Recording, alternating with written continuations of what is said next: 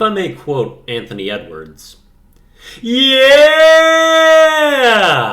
Ooh! The Wolves on a back-to-back at-home trounce the Dallas Mavericks. Both teams enter tonight at 15-15. Wolves moving to 16-15. Mavs to 15-16. And that was a wonderful game. Sure, they only won by 10, but they really led that by a lot more. That towards the later stages of that game.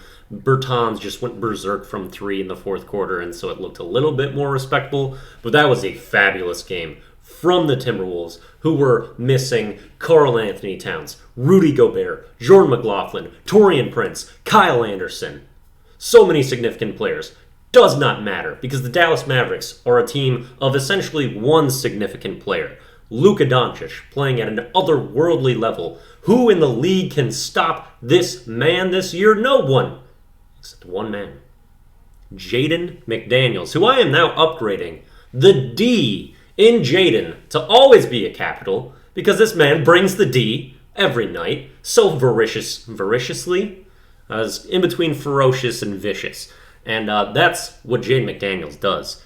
This man usually can only be stopped on the defensive end through fouling. Not a problem tonight. And Luka still made some shots, some really difficult step-back threes, got some post buckets on guards, but when he was guarded by JaDen McDaniels on the perimeter, he could get no... Oh my god, this word is splipperipation right now. Holy hell. And the Wolves' game plan was tremendous tonight. You saw the entire court really shifting when Luka had the ball. Help defense was spectacular, and someone else was going to have to beat us. And the Mavs made shots first quarter outside of Luka, and that's why they had an early 9-point lead. But I'm watching that. I'm like, I feel like things are going to turn. I'm happy with how we played. We just fouled too much. They made shots, but we're playing the right way. We blitzed them in the second quarter, regained the lead, end up Bube, up 13 at halftime. Also at half, only 3 turnovers through the game, which is something I harp on with the Wolves every single time I do one of these videos. Then going into the third quarter, we take some punches from the Mavericks, but we don't let up. And JaDen's defense continues to be amazing. They try to run everything from Luka, but he's just getting no airspace and can't get past JaDen. Eventually gets so frustrated on a call that was probably missed on JaDen that he gets ejected from the game along with Jason Kidd in the late stages of the third quarter, ending Luka's 20-point game streak of, I think, 36 games where he'd scored 20 or more. And it might not have been even a bad thing for the Mavericks with the level of defense JaDen played. Another person that completely needs a shout-out tonight is the man who has been Nas freed.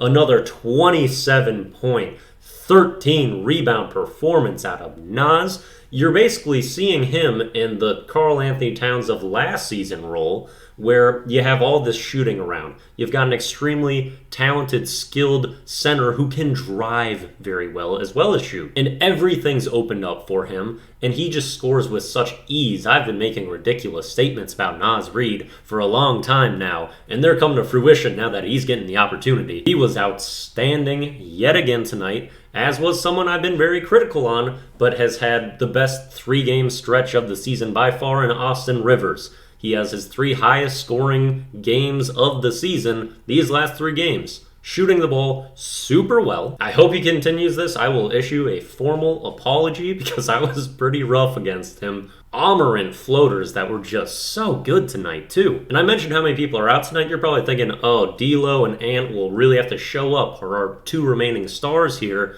They both had very poor shooting nights. They both played well still. They're clever, making smart plays. And Ant almost got a triple-double, 1 assist away. Nas Reed kind of screwed it up at the end of the game. They could have got a 30-point game for Nas and a triple-double for Ant, but they were just missing some shots trying to get those. Jalen Noel, again, is a flamethrower. This man is so exhilarating to watch. What I'm usually asking for from Ant, where I'm just like, attack the rim and make them miserable that they have to guard you, that's Jalen Noel at all times. And even with how free-flowing and fast this team played, they end with just 10 turnovers, and I am so satisfied with that game. And this is how we're supposed to play. This is what Finch's full potential is. We saw it last year. We had the number 1 offense in the league, and then we gave up a lot of core pieces for Rudy, who was not going to fit into Finch's mold at all. And we're seeing these successes with neither of these huge contract bigs,